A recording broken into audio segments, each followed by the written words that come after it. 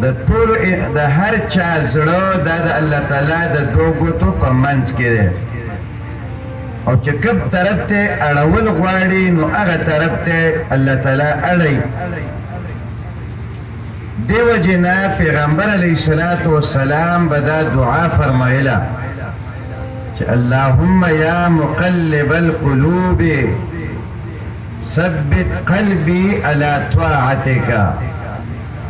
او صرف قلبي الى دينك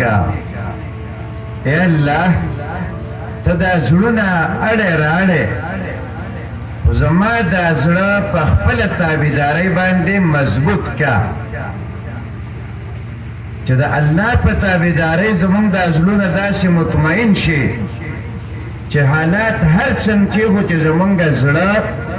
د الله او د هغه د رسول په تابعداري باندې مطمئني هغه باندې مضبوط وي الله دې زمونږ د ټول زړونه همدغه شی وګرځي ما عزتمندو د دوه مسلمانانو په منځ کې چې یو بل ته نږدې اوسېدل گاونډیانو کلیوالو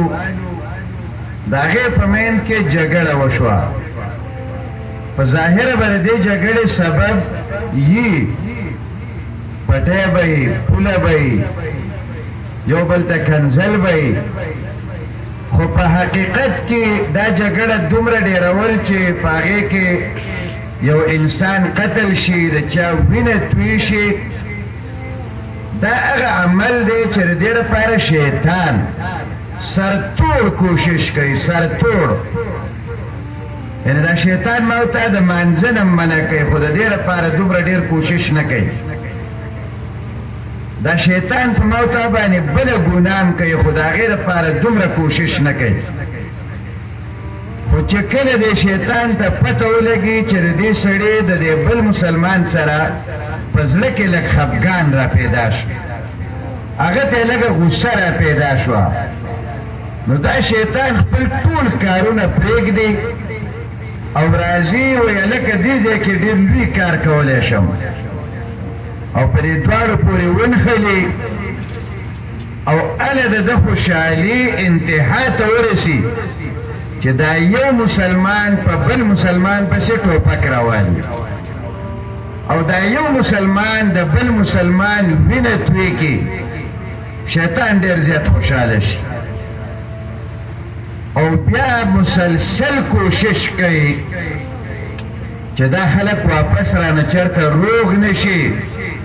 چې دا د دوه کسانو جګړه د دوه خاندانونو شي او د دوه خاندانونو د دشمنی د دوه قومونو شي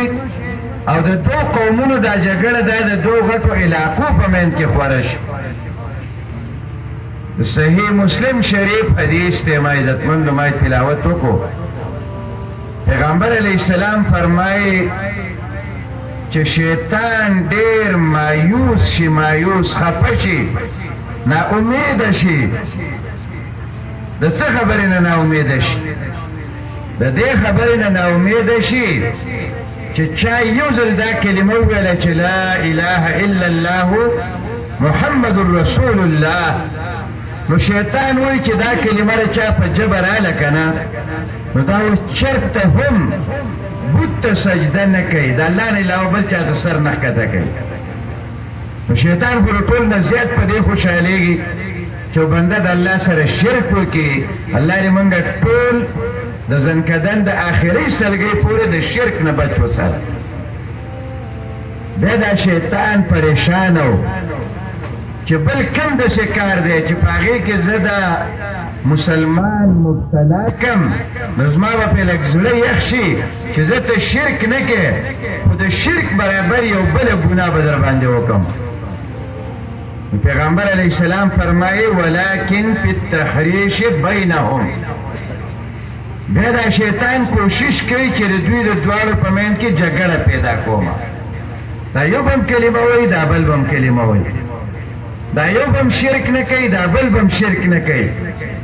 خو د دوی په منځ کې زه بعث پیدا کړم د دوی په منځ کې جګړه پیدا کړم چې یو بل بې عزته کړي یو بل ووهي د یو بل وینه توی کړي زما عزتمندو د مسلمانانو په منځ کې جنګېدل دا هغه کار دی چې شیطان په دومره خوشحالېږي څومره چې شیطان بت ته په سجده کولو باندې خوشحالېږي. دا ډېره لویه خبر ده ما عزتمندو. پیغمبر علیه السلام چې د حجة الوداع په موقع اهمې خبرې کولې چې لکه بیا به راته د دومره خبرو موقع میلاو نه شي، نو په هغې کې یو خبره دا وه چې زما د مرګ نه وروسته ګوره یو بل مو وژنئ، زما د مرګ نه وروسته ګوره یو بل مو وهئ. لا ترجعوا بعدي كفارا يضرب بعضكم رقاب بعض. د یو بل څټونه ګوره مو وهئ. هر څه چې کوئ یو بل سره خفګان به راځي کله ناکله، ښه خبره نه ده. یو بل سره به خبرې هم ستاسو بندېږي، خیر دی کله کله به راشي، خو ګوره دې نوبت ته به چېرته هم نه رسئ چې تاسو یو بل ووهئ او یو بل قتل کړئ. دې وجې نه ما عزتمندو اوس تاسو ته د صلحې د اهمیت پته په خپله ولګېده چې دې جرګې چاله شکست ورکو، د کومې جرګې چې د دې دوه مسلمانانو په منځ کې روغه راوسته. دې جرګې شکست ورکو شیطان لا، دې جرګې شکست ورکو ابلیس ته چې هغه دا کوشش وکړو چې دا به ټول عمر دشمني.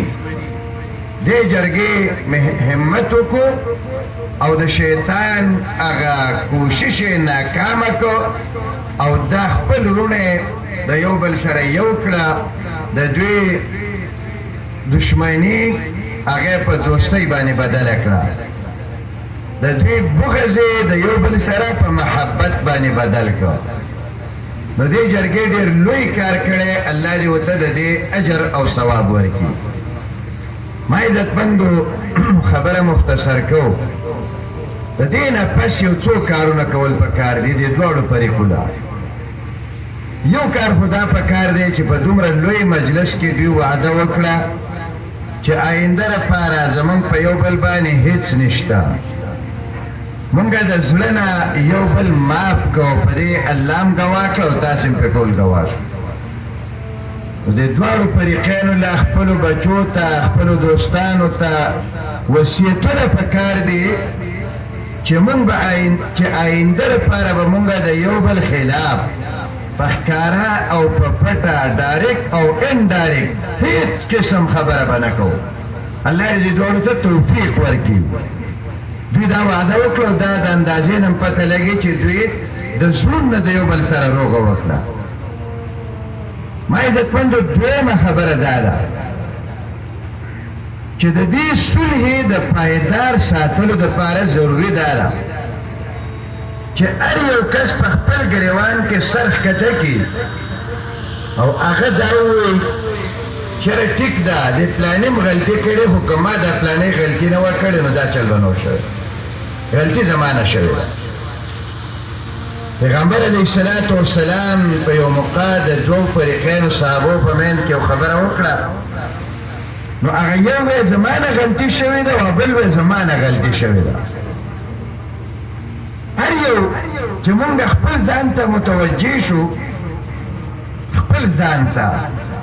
بیا به امن راځي، بیا به محبت پیدا کېږي چې ټیک تر ده نه هم دا غلطي شوې خو ما هم دا غلطي کړې ده، او د خپلې غلطۍ معافي د ټول نه اول د الله رب العالمین نه وغواړو. ما عزتمندو دا ډېره اهم خبره ده. او درېیمه خبره زما عزتمندو دا ضروري ده، درېیمه خبره چې د هر هغه چا خبره نه اورېدل چې هغه که خبره د دوستۍ په رنګ کې کوي، د ورورولۍ په بنیاد یې کوي، د همدردۍ په بنیاد یې کوي،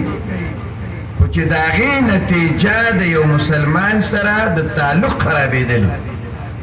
د هغې نتیجه کیس جوړېدلي، داسې خبرې ته چېرته غوږ نه ږدل. دا عامه خبره کوم، د خپل ځان دپاره یې ویم. پیغمبر علیه السلام فرمایي چې زه د جنت په منځ کې یا د جنت د ټولو نه په اعلیترین مقام کې د یو بهترین کور ضمانت ورکوم هغه مسلمان ته چې من ترک المراء وهو محق چې هغه ته ځان په حق ښکاري خو د جګړې ختمولو دپاره خپل حق پرېښودو جګړې ختمولو دپاره خپله دعوه واپس واخسته نو د الله نبی فرمایي د جنت په بهترین مقام کې د دې زمانه بنگله والی زه به ول هغه ورکوم الله دې ټولو فریقینو ته هغه نصیب کړي او دا ډېره اهم خبره ده چې زما له تا سره جګړه او زه ویم چې زما دا حق خو د الله د پیغمبر په دې وینا مې پرېښودو د صلح لپاره ما پرېښودو